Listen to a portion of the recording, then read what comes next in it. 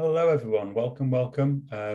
We'll get started in a moment, but I'll just give it a minute to let everyone file in. So hope everyone is having a good day. You have me hosting today, ably assisted by my good friend James, who will be looking after the chat. So he'll be joining you in there, sharing some links, probably putting in some witty banter and what have you.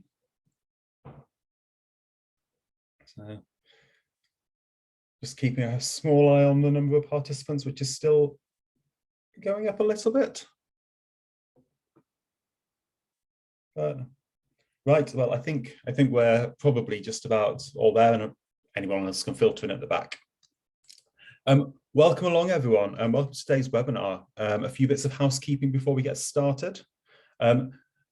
Today's webinar is scheduled to last for 1 hour, and that will include a question and answer session and also a short break about halfway through. Closed captions are available on both the desktop and mobile Zoom app, so do click on the button if you want to see those closed captions. We're also going to be recording today's webinar, so that will be available and we'll be sharing that with you within the next week or so. Do feel free to use the chat to say hello to everyone else who's joined us today. And if you have any questions and answers, do feel free to use the Q&A button, and I will be answering some questions at the end of the session. Today's webinar is part of Leeds Digital Festival, which is a 2-week open platform celebration of digital culture in all its forms. The festival is going to be running through to October the 1st, and James is about to share their website in the chat if you want to check out any of their other events. On the screen, you also have their hashtag if you want to talk about the event or share the festival on social media at all. My name's Phil Lofthouse. I am the Digital Culture Network Specialist in Ticketing and Customer Relationship Management, and I'm going to be leading today's webinar. And as I say, I'm ably assisted by my colleague James, who is in the chat at the moment. But who are the Digital Culture Network? I wanted to give a quick overview for anyone who's joining us from the Leeds Digital Festival and maybe haven't heard of us before. We are a part of the Arts Council of England, and we're dedicated to supporting the arts sector to harness the benefits of technology and achieve digital ambitions. You can find out more about us on our website, which is the home of all of our resources, and our Knowledge Hub, where we have a host of articles on our specialisms, as well as a back catalogue of our webinar recordings. We run quite a busy programme of webinars throughout the year, so do feel free to check that out as well. They're all available up to the end of the year now, I think, on our website. And all of those are available free of charge, as are all of our services. If you happen to be a not-for-profit arts or cultural organisation in England, you can also request one-to-one support from one of our tech champions. And on the screen now, you can see all of our lovely faces and the specialisms that we have. We're based all over the country, and we work with organisations up and down the land and with organisations of all sizes. So if you want help or advice on your upcoming digital projects, do feel free to get in touch. But without further ado, let's crack on with today's webinar. Test and trace to tried and tested, the future of your admission system. As you could probably tell from the title, when I was thinking about this webinar, I wanted to produce a session for anyone who's maybe recently dipped their toe into the world of ticketing and have now got to the stage of thinking about next steps. Wouldn't it be nice if once you'd installed your ticketing system, you could kick back, relax, and let it do its thing? It's easy to fall into the trap of thinking that setting up a ticketing system is a one-off task, but you need to give your system care and attention if it's going to run smoothly, let alone if you want to take it to the next level. So whether you've installed a ticketing system in response to the recent world events, or have a slightly more established system and want to check it's still doing the best job for you, hopefully today's session will give you some good food for thought. After all, the last 18 months has thrown enough unexpected changes in our direction, and maybe we're all a little bit fatigued. So perhaps now you're ready to plan for your next big change. The first half of today's webinar, we're therefore going to be focusing on assessing and developing the system you have in place now. This might not necessarily lead to step changes in what you're currently doing, but could serve to make sure you have a solid foundation in place before you start experimenting with new ideas. We'll then have a comfort break, 5 minutes or so, And after the break, we will look at ways you might be able to expand your ticketing system strategically to influence customer behaviour, bolster your donations, or use your newfound customer data for the greater good. But let's start at the very beginning. Assessing the customer experience. There are several different aspects to consider when assessing how well your booking system is serving your organisation, how it impacts your staff and workload, how it affects your financials, how it impacts the other areas of your business, and how it affects your customers. Indeed, when you first implemented your ticketing system, you were likely to have gone through some sort of procurement or tendering process to assess what sort of software matched your needs.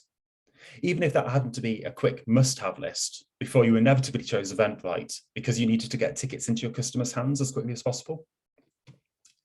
And now, when you're considering the performance of your booking system, it is very valid to revisit that original assessment and update the document. Has the system met your original needs? Does it feel like it's offering you a manageable workload? Have your needs changed at all? In some ways, that's quite an easy process to revisit and assess. You've already done it once, and many of the data points might not have changed too much. But what about measuring the customer experience? Is your system meeting the needs and expectations of your customers? How do you start to quantify something that could be quite qualitative and out of sight? You might well have considered the customer experience when you're originally looking for a system, but what was theoretical back then is reality now. Your customers are experiencing your booking system on a regular basis, and some of them might be having a better time than others. But despite it being a reality, you can't pull a report out of the system that tells you about your customer experience. And it's not always practical to have discussions with your customers about their individual experiences, and certainly not to scale that you would need to gather a valid sample size to create actionable items. So you need data, but before you can even start gathering that data, you first of all need to understand what sort of data you might need. What do you want to know about your customer experience? So let's kick off by asking the big question that I'm sure is on everyone's lips. Aren't doors great? They can be iconic, decorative, they can be ugly, they can be big, they can be small, they can be welcoming, they can keep people out, they can be old-fashioned, they can be modern, some can even count the number of people going through them. There's a near infinite number of variations of doors in the world, and that number is affected by design, function, maintenance, even by circumstance.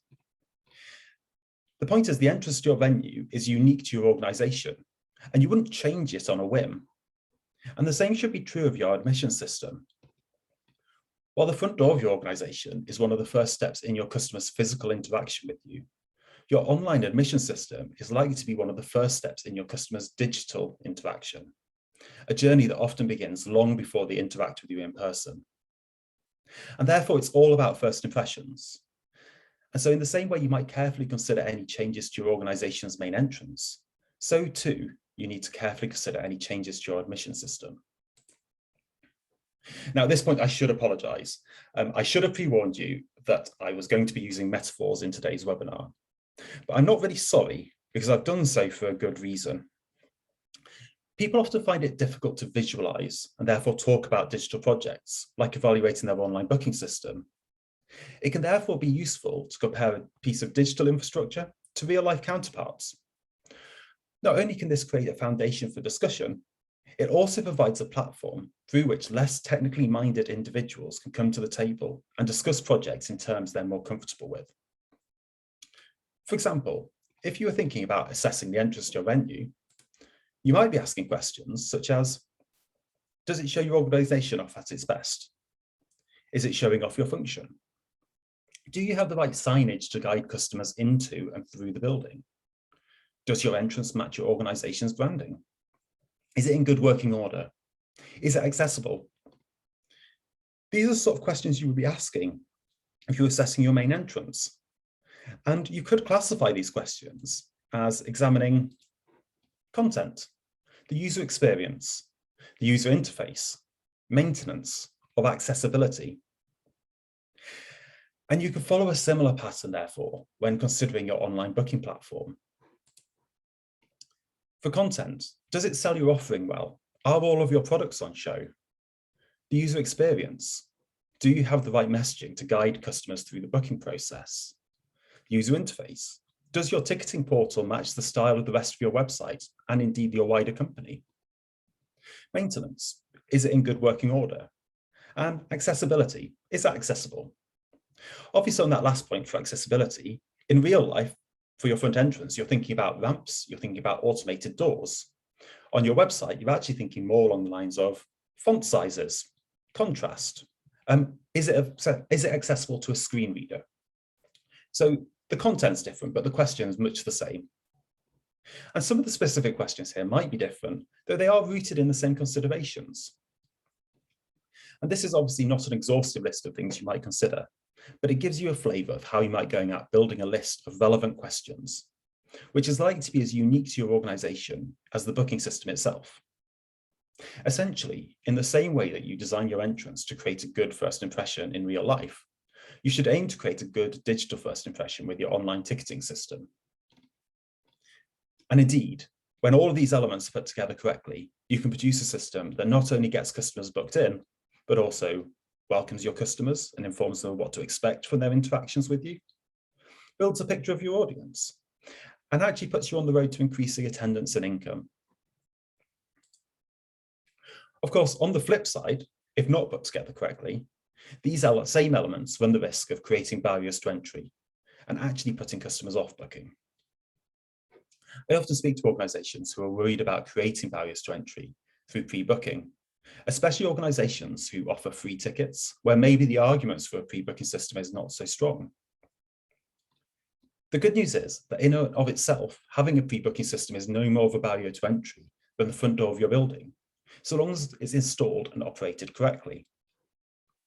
In fact, insight from Baker Richards suggests that even when offering free tickets, far from creating a barrier to entry, the opportunity to pre-book can actually help drive up numbers by changing the questions that customers are asking themselves when they're considering attending.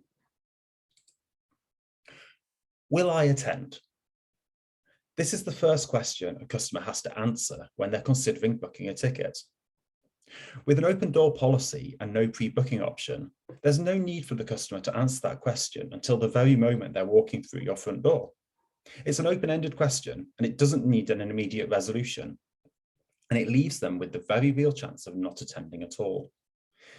Even given good intentions, we've all been in situations where at the last minute we've changed our plans, and usually it's the event where we have no firm commitment to attend that gets shelved. By having a booking system, even for free events, you're asking the customer to confirm when they might be coming, and this changes the type of questions they're asking themselves. The question becomes, when will I attend? A closed question that actually requires an answer and a decision to be made. And by making a decision, they're also making a soft commitment and have a ticket in hand to remind them of that commitment. This changes the narrative for that customer and pushes up their likelihood of attendance. More broadly, customers generally understand that arts organisations might require them to have a ticket to enter, especially given the changed world we now live in. Research in reports such as the Culture Restart survey from the Insights Alliance suggests that the arts audiences are they'd feel uncomfortable if they attended events where no safety measures were currently in place. And that trend looks like it's going to be continuing for quite some time to come. Having a pre-booking system in place is a good way to indicate to your customers that you have safety measures in place, which can be a cornerstone of your pandemic response. Obviously, it will not stand alone, but it can be a very good way of practically sending a message to your more cautious customers that you have control over numbers and they're not going to be packed into a venue like sardines. And so we've established that we don't want barriers to entry, but a misaligned ticketing system has the potential to introduce them. Now, earlier, you might have asked why I used these 5 examples of things you might want to consider about your online booking system. And here's the reason. These are the 5 areas where it's incredibly common to create barriers to entry and maybe not even realize that's happened. Issues with content, for example, can cause customers to misunderstand or miss parts of your offering. I often see this with memberships or even with donations, but it can also occur with ticket types. Some venues expect students or disabled customers to book in person, and often that can be a very big mistake because those customers may not think that they are being catered for at all. Equally, an unclear customer experience or user experience or the user interface can push people away from your website and towards booking later in person. Maintenance issues can, of course, stop bookings outright.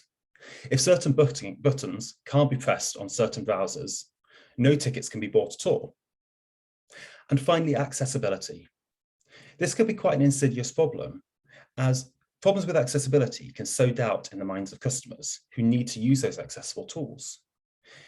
They might start to ask themselves, if I'm not catered for at this stage, will they cater for me when I actually attend in person? At its mildest form, therefore, these problems can be an annoyance to customers and ultimately cause a greater workload for staff. But at its worst, it can put customers off attending at all. In all of these cases, what you're doing is you're pushing people towards booking on the day, and thus away from the question of when will I attend, towards the question of will I attend at all, which is a dangerous path to push your customers down.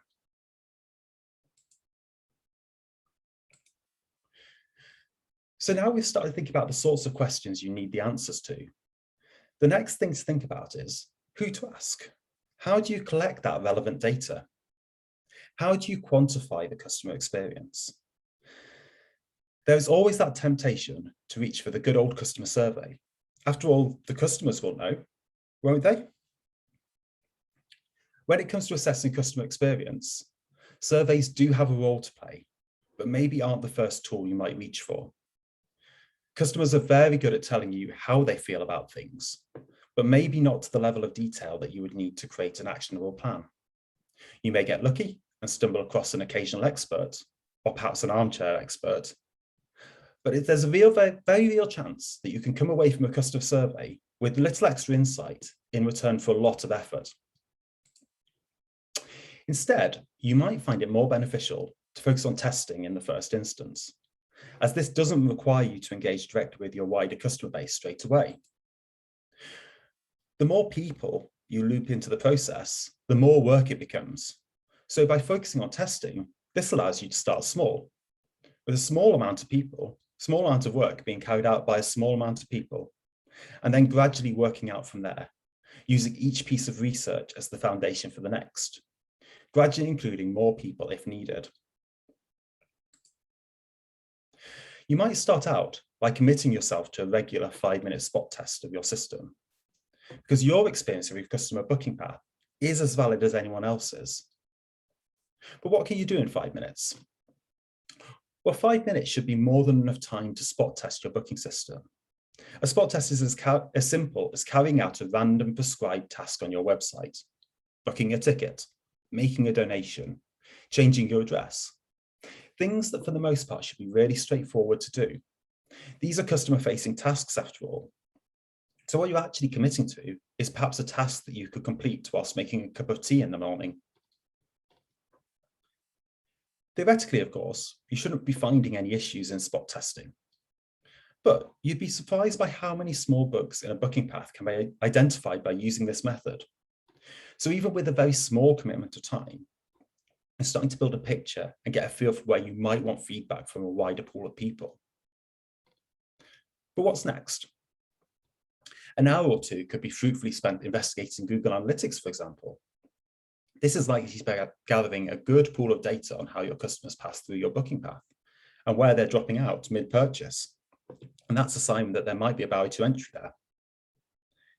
And if you're not confident with extracting that data from Google Analytics, perhaps you might want to have a call with my good friend James, who can help you find the data you need and show you how to interpret it.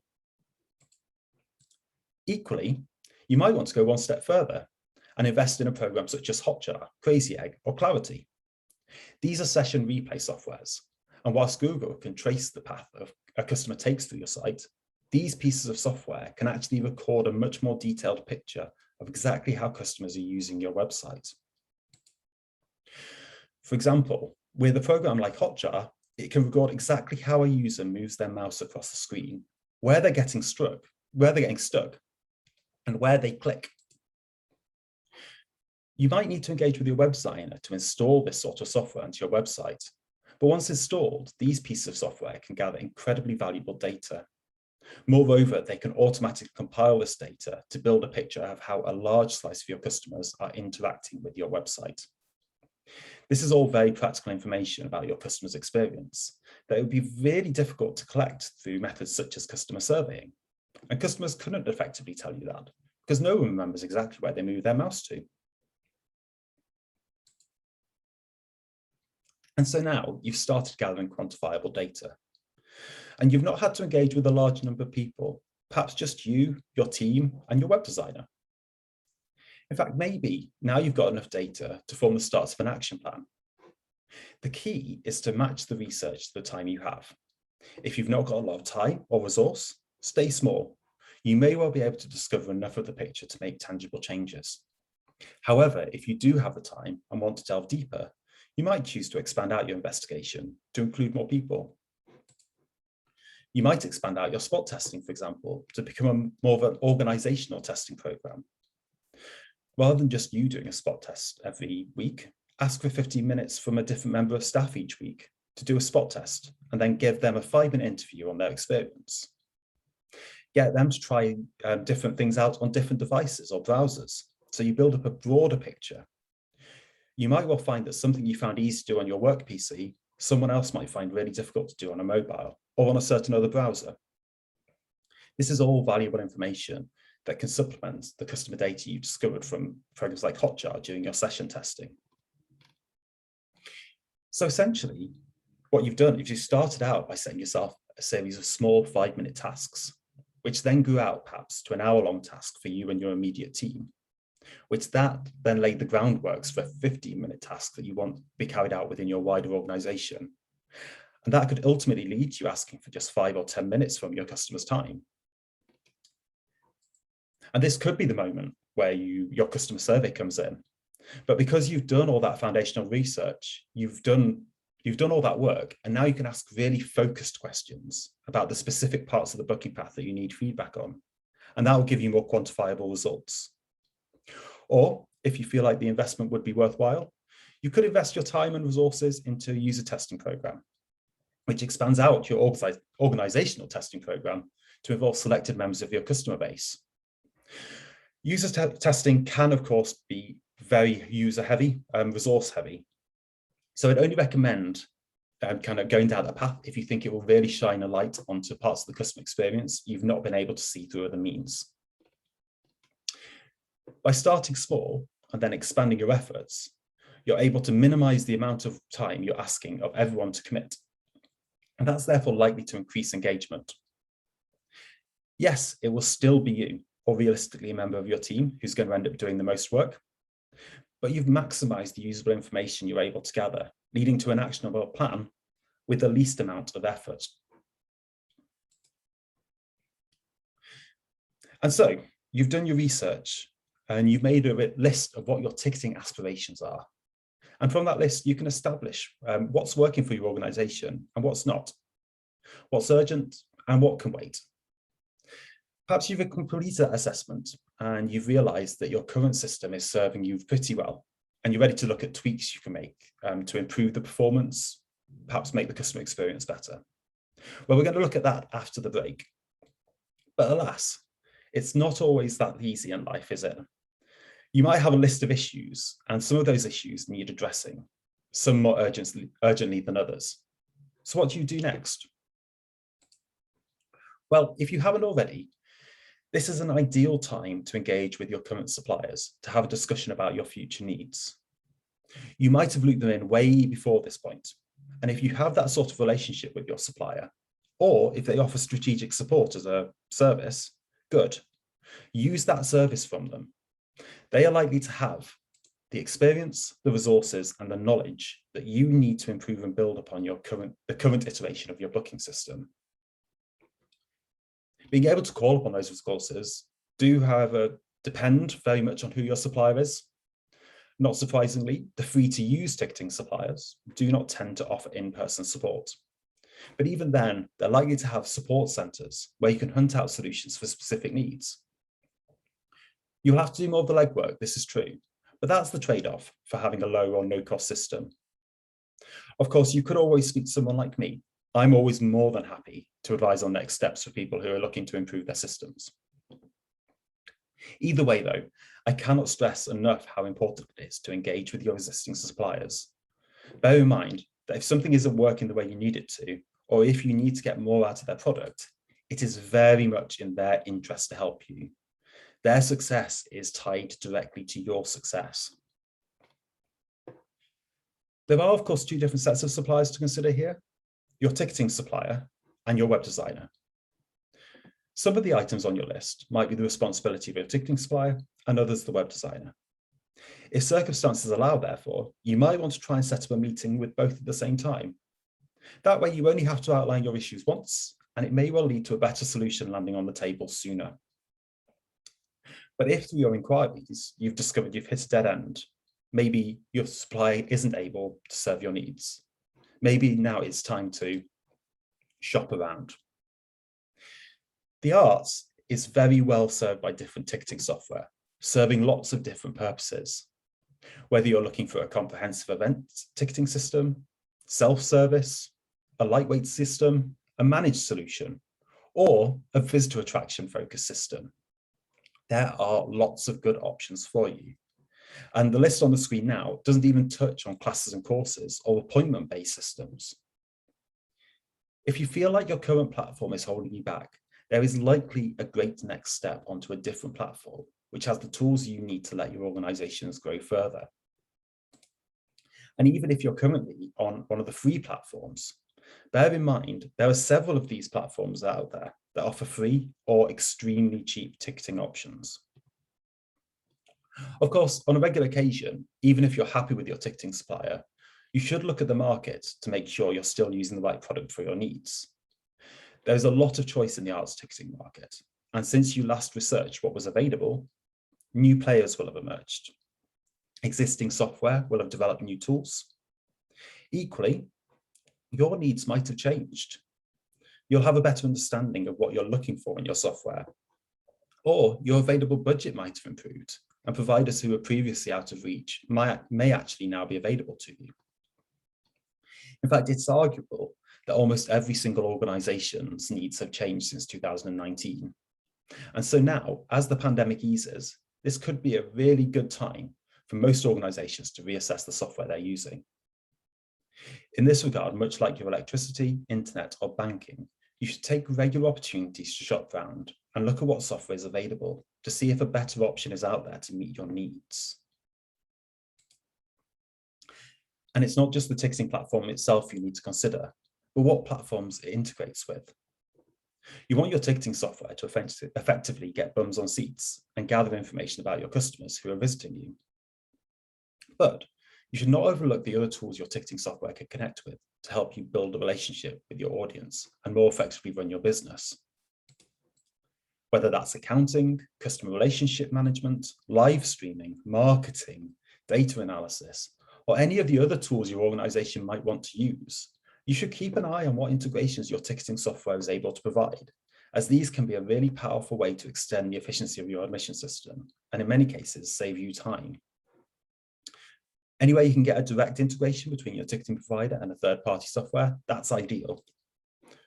But do also look out for integration platforms such as Zapier. If your ticketing supplier has a Zapier integration, it can be set up to automatically push data into other systems that you might be using. For example, when a customer buys a ticket on an integrated platform, you can use Zapier to push that information directly into a CRM or other software. On screen now are just a few examples of the software that integrate with Zapier. But there are lots of other companies that also have integrations. So it is worth checking with your supplier what is available. It's also worth noting that other integration platforms are also available, but Zapier tends to be more popular with ticketing suppliers. When it comes to the like of e-commerce, for example, those platforms have a lot more options available to you. Obviously, adding in an extra piece of software, that brings additional costs into play. And an integration platform may not be the cheapest option, but if it allows you to connect two otherwise separate pieces of technology together in a way that effectively saves you time and effort, you may well find that your time savings alone justify that extra expense. But now it feels like it's a good time for a break. So I'm going to give you 5 minutes. Feel free to pop to the loo, make a drink, or freshen up. But if you're at a loose end, why not do a quick spot test of your booking path? You could be taking the first step towards assessing the quality of your booking path and taking some of the mystery out of your customer's experience. And then what? Well, I'll be back in 5 minutes with some other ideas about changes you can make to your system to help you influence customer behavior and ultimately provide a better experience. So I'll see you on the other side.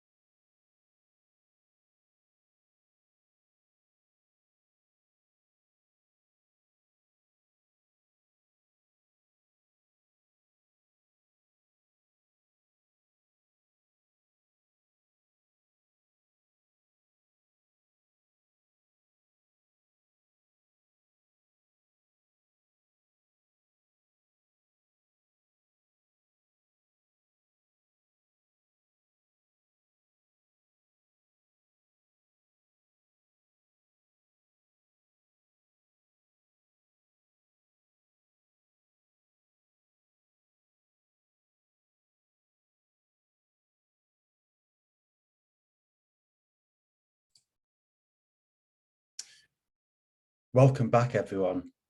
How was the spot testing?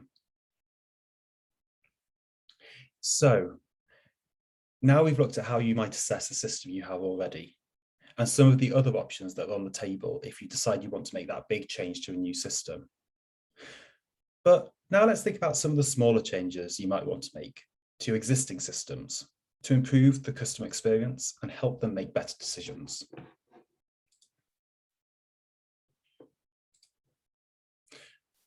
One of the big benefits of having a booking process in place is that it offers you more touch points with your customers earlier in their customer journey.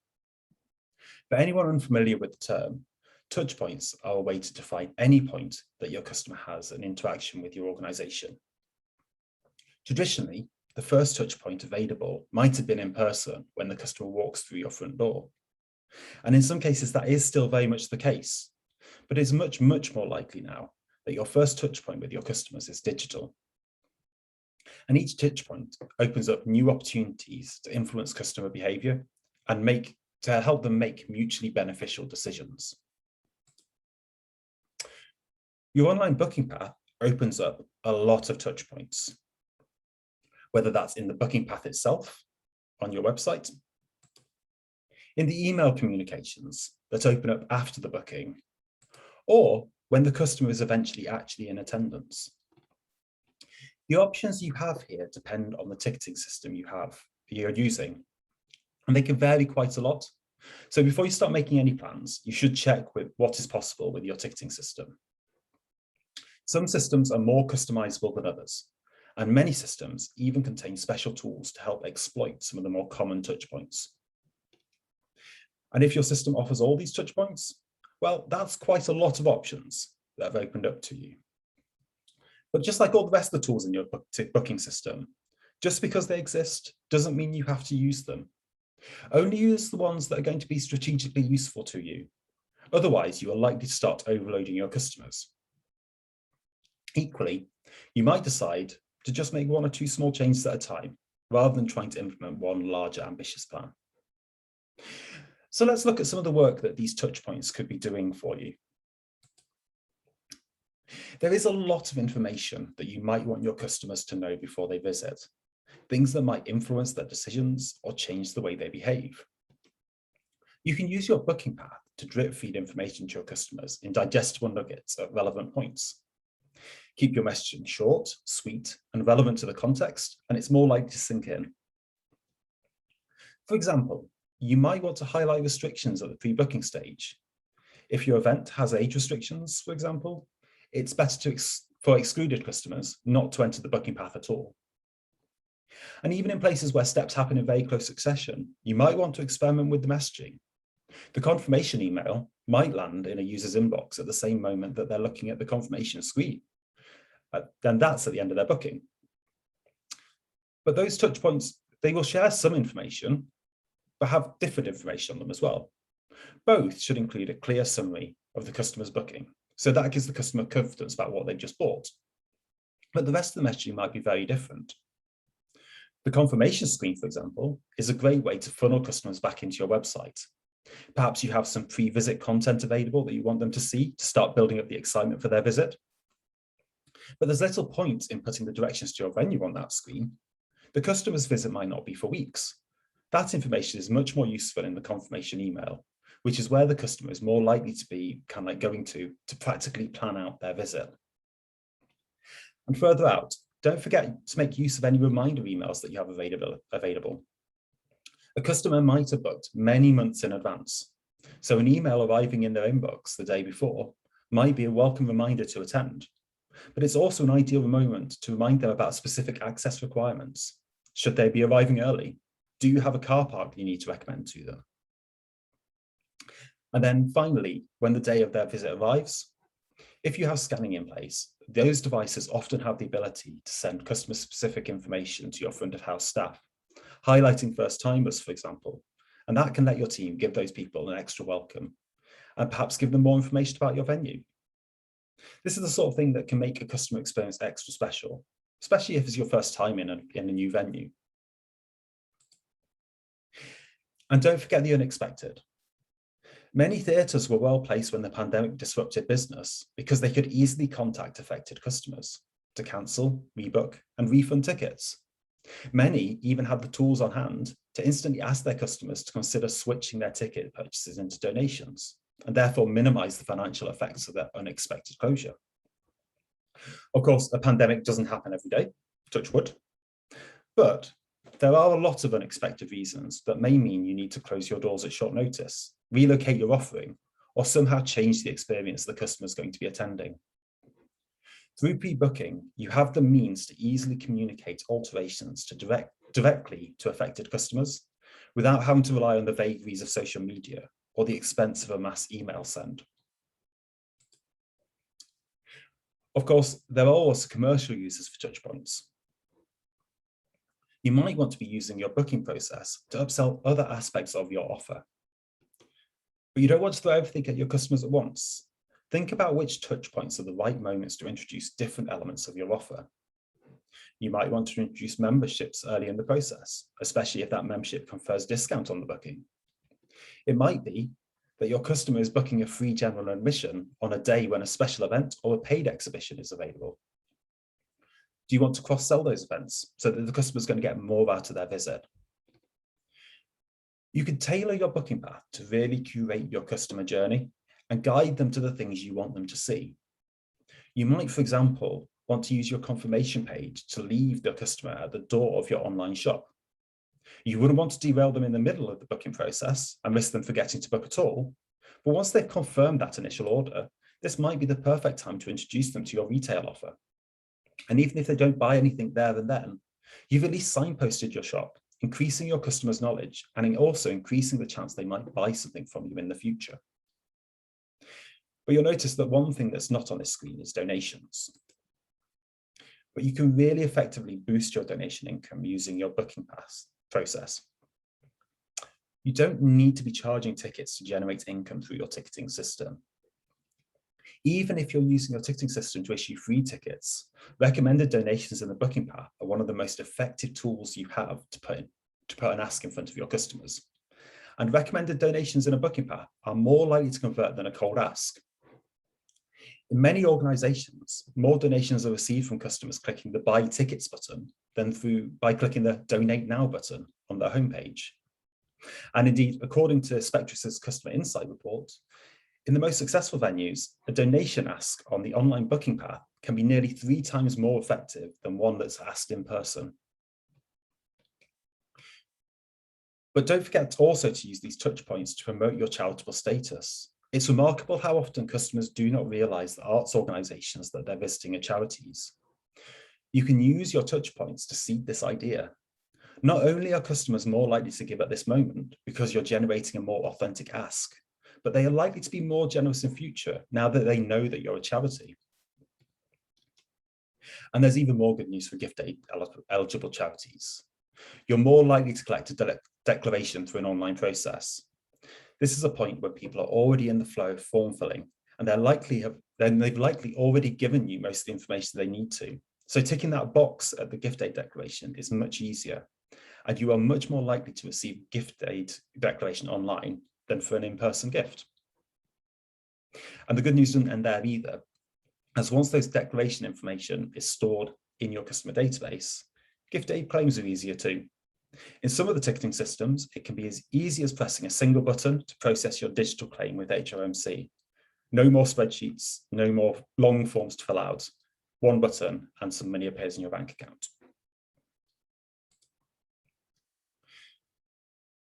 So those are some of the ideas of ways that you can influence customer behavior using the available touchpoints. But let's not forget that one of the key benefits of having a booking system is the collection of data itself. Now, I suspect that you're all familiar with the benefits of customer insights for marketing, for fundraising, and for funding applications. But if you want to have a discussion about any of those aspects, do please feel free to get in touch. I am more than happy to chat to you about your customer data and its many, many uses. But today, in the final 5 minutes, I want to take a look at some of the more operational uses for data. And let's start by thinking again about donations.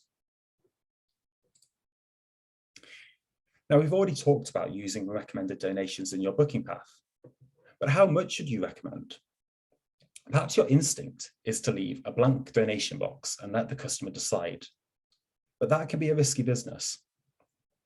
Anytime you leave a customer with an empty box to fill in, you have the risk that that customer won't act in your favour.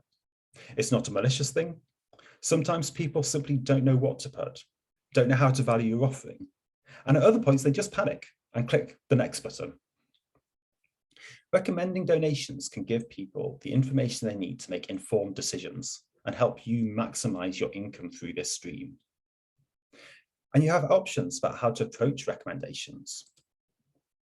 You could opt for a single suggested donation, essentially recommending what you think your ticket value is worth. Alternatively, you could use the average donation. Or if you want to get more experimental, you could use something like a donation ladder. This can empower your donors through choice, but it's encouraging beneficial behaviour. There's some suggestions on screen as to how you could work out your initial recommended donations based on the data that you've already had from your past donations. Your ladder can have as many rungs as you need, but a good standard is 3. And remember, that second rung is the one that's likely to be most popular. In many ways, you could compare the situation to a supermarket own brand. Essentially, when you go into a supermarket, you'll be presented by 3 of the same type of product, one at an expensive price, one at the basic price, and one in the middle. Essentially, the product is the same, but some customers will always go for the cheapest, some for the most expensive, but most will opt for that middle option. So when you're thinking about experimenting with your prices, try to select amounts in that second rung that will take this into account and are likely to maximize your income. And of course, once you've chosen your model and chosen the values you want to put into that ladder, continue experimenting.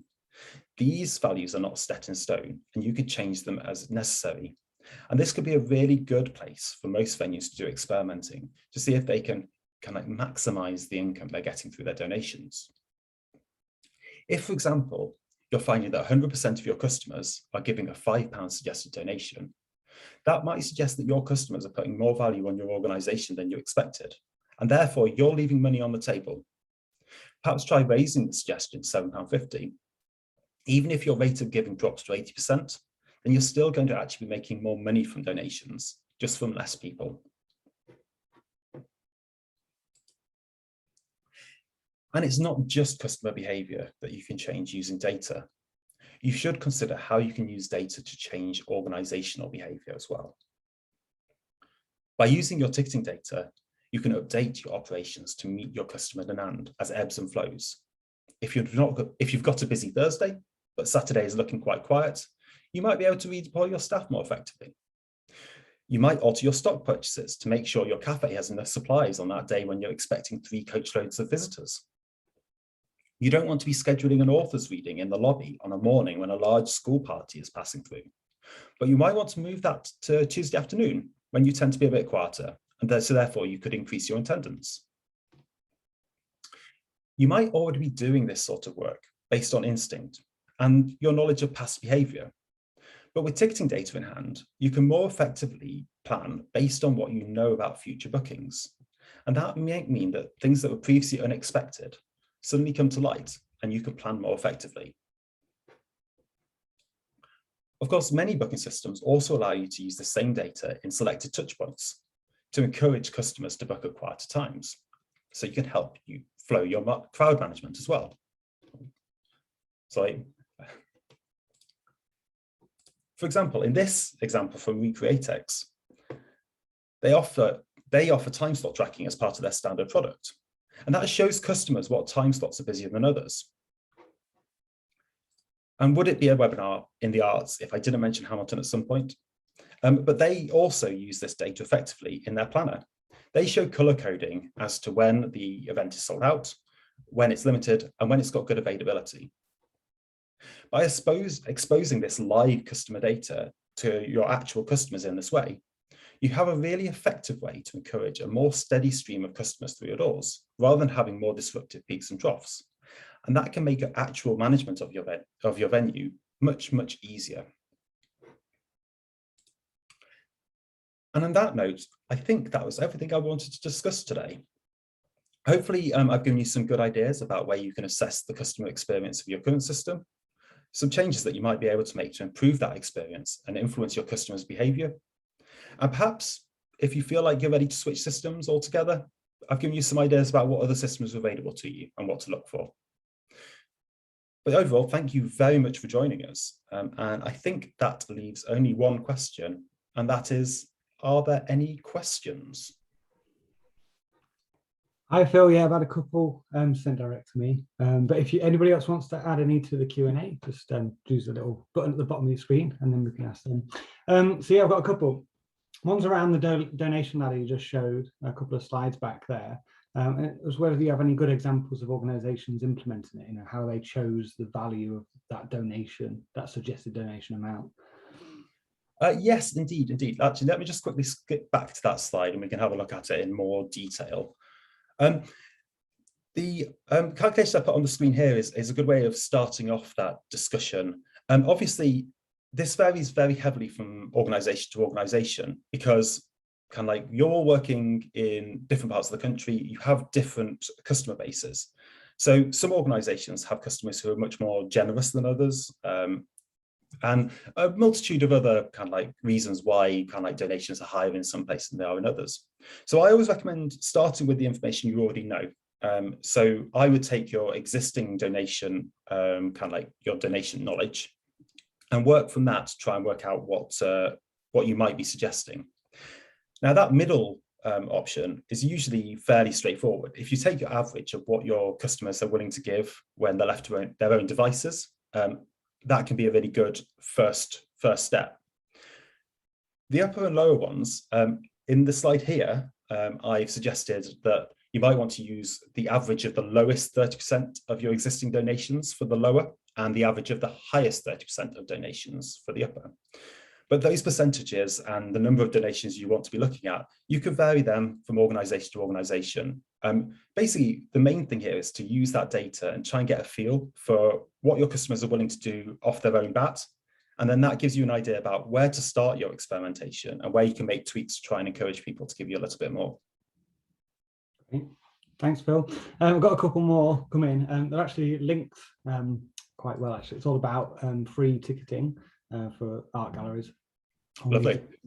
So one is around, do you recommend offering pre-booking alongside walk-ups for free entry galleries and museums? That's the first part. And the second one is from Sylvia. It's like how to justify maintaining a booking system, if you have one already, for free art galleries, when more and more peer organizations are actually dropping it.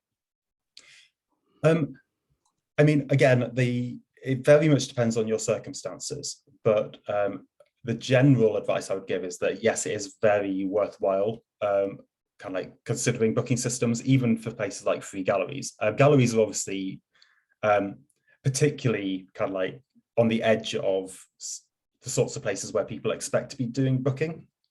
But I think there are some really good reasons why it can be beneficial. I mean, let's not forget that we're currently still in a pandemic at the moment, and during this time, there's some extra reasons around kind of like customer safety and the things that people are expecting to see from their arts organizations. But in the long term, I think a lot of the stuff I was talking about at the end there around kind of like using the data to better manage organizations, that can be really useful. If you know kind of what sort of customer level you're expecting at any given time, it allows you to more effectively plan kind of like your staffing, kind of like resources that you might have on hand and so on. And obviously that does fit into things like funding applications as well. I would be remiss being part of the Arts Council not to point out that kind of like organizations like the Arts Council do like to be able to see kind of like customer data. So yeah, I would certainly recommend considering it. And if you want to have a kind of like a more detailed kind of like discussion around your particular circumstances, I would be more than happy to have a one-to-one call with you. And I forgot what the second half of the question was, James. Could you remind me? It's around the change. You kind of answered it in that, but it's organizations, a lot of peer organizations for Sylvia are actually doing that now. But I suppose it just ties back to what you're saying there. It's like it's still so valuable to actually capture customer data, because You can control the dialogue you have with them over a longer period of time. You can indeed. You can. Yeah, take them on that journey, can't you, through what you want, the steps. And it leads into the other question that we've got from the Southwest Heritage Trust. Is the same thing. They're seeing people more walk-ups and less people actually booking in advance. But how have you got any examples of how people can, organisations can incentivise that at this stage? So people are now just walking up instead. There's something they could do to incentivise people booking in advance. I mean, if we think about incentives, obviously, traditionally people tend to think about incentives as being financial sorts of incentives. I'm not necessarily sure that that's the best route for kind of like arts organisations. But I think one of the things I mentioned when we were talking earlier was around pre-booking materials and kind of material that you might have on hand that you want people to engage with to build excitement about their actual visit, or kind of things they might be able to do in advance of their visit that would actually enhance their experience on the day. I think there's probably some work you could do around there that actually, if people are pre-booking in advance, that they get access to kind of like extra resources or kind of like extra kind of like experiences. I think that's usually a really good way of kind of like encouraging people to book in advance. So yes, that would be where I would be focusing my attention. Yeah. And again, if you want to talk about those things in more detail, please get in touch with us, and you can have a chat with Phil one-to-one. I've put the details of that in the chat, but if there's any last questions, we've got a couple of seconds. That's it. I can't see any more coming through. But yeah, do you want to do the roundup, Phil? Oh, I don't know what the roundup is. It's my first time doing it. Get in touch. It says it just there. Get in touch. Oh, right. Oh, I see. Yes. If you want to speak to me more, do get in touch. Our email address and our website is on the screen at the moment, as are our hashtag for social media. So yes, do get in touch if you want to kind of like have further discussions. I know some of you will have requested that when you originally booked. So if you did request a one-to-one session with one of us, then do hold tight, because those emails will probably be going out either at the end of this week or early next week. Otherwise, like I say, this session has been recorded, so it will be available to catch up in the not too distant future, and we'll email you when that's available as well. That's it. And we have one last favour to ask of you as attendees. You will receive a survey that will come through to your inbox after this. So please let us know how you found this webinar. If there's anything we can improve on, something you really liked about it, and if you enjoyed looking at Phil's beautiful face. Right. Thank you all very much. And I will see you next time. Bye.